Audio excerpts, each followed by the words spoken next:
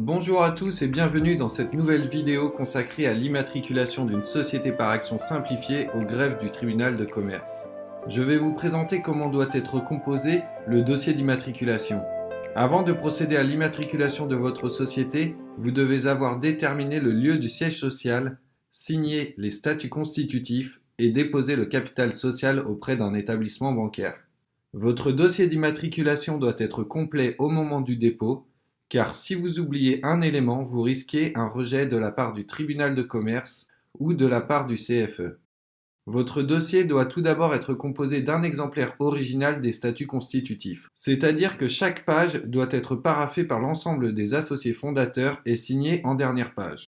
Vous devez ensuite produire un formulaire M0. Ce formulaire doit être complété rigoureusement car une simple erreur vous coûtera des frais de modification ou un rejet de la part du tribunal de commerce.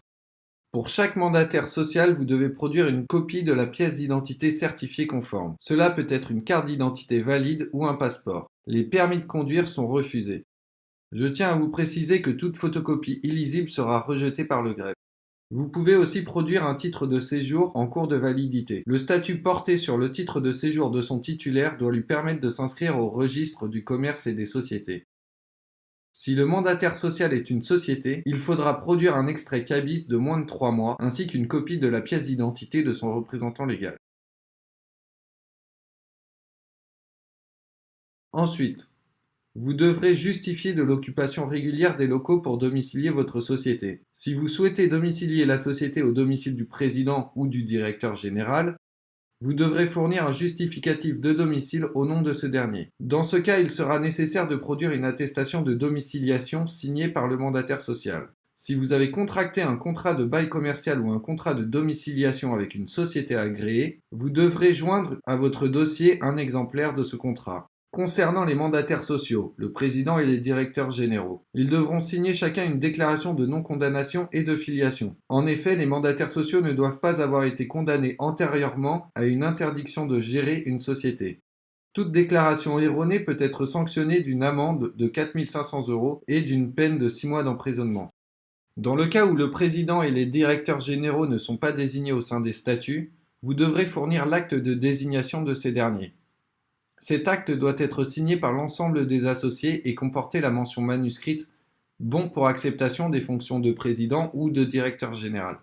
Si le président et les directeurs généraux souhaitent formuler une demande d'acte, il conviendra de joindre un formulaire par demandeur. Si les formulaires ne sont pas joints lors de l'immatriculation de la société, les demandeurs disposent d'un délai de 45 jours pour envoyer leur formulaire. Si les mandataires sociaux sont soumis au régime des travailleurs non salariés, ils devront fournir un formulaire TNS. Lorsque vous immatriculez une société, vous devez procéder à une annonce légale dans un journal agréé. Vous devrez donc fournir l'attestation de parution dans un journal d'annonce légale. Depuis 2018, les sociétés doivent procéder au dépôt de la déclaration de bénéficiaire effectif. Cette déclaration peut être effectuée dans les 15 jours qui suivent l'immatriculation de la société. Cependant, je vous conseille de la faire directement afin d'éviter d'oublier de la réaliser. Concernant le dépôt des fonds, normalement lorsque vous avez déposé le capital social auprès d'un établissement bancaire ou auprès de votre avocat pour un dépôt en CARPA, on a dû vous procurer un certificat de dépôt des fonds. Ce certificat devra être joint au dossier d'immatriculation. Vous devrez accompagner votre dossier de la liste des souscripteurs, mentionnant le nombre d'actions souscrites et les sommes versées par chacun d'eux. Si vous exercez une activité artisanale, telle que l'entretien et la réparation de véhicules, ou encore la construction, l'entretien, la réparation de bâtiments, vous devrez joindre un formulaire dit justification de qualification professionnelle artisanale. C'est le formulaire JQPA. Enfin, vous devrez joindre un chèque à l'ordre du greffe du tribunal de commerce. Le montant du chèque dépendra de la réalisation ou non de la formalité de bénéficiaire effectif.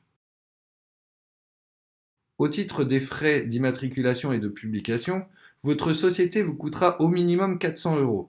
Il faudra compter une fourchette entre 200 et 400 € pour la publication dans un journal d'annonce légale, et le prix dépendra du nombre de caractères que comportera votre annonce.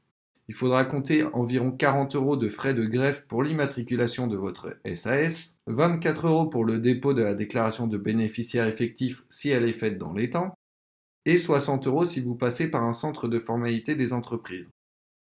Si vous exercez une activité réglementée, vous devez joindre l'autorisation administrative qui vous sera délivrée. Et si vous effectuez un apport en nature lors de la constitution de la société, vous devrez joindre l'acte de désignation du commissaire aux apports ainsi que le rapport de ce dernier. Une fois que votre dossier d'immatriculation sera complet, vous n'aurez plus qu'à le déposer au greffe du tribunal de commerce compétent ou au centre de formalité des entreprises. N'hésitez pas à suivre l'ensemble de mes vidéos pour savoir comment je complète les documents que je viens de vous présenter.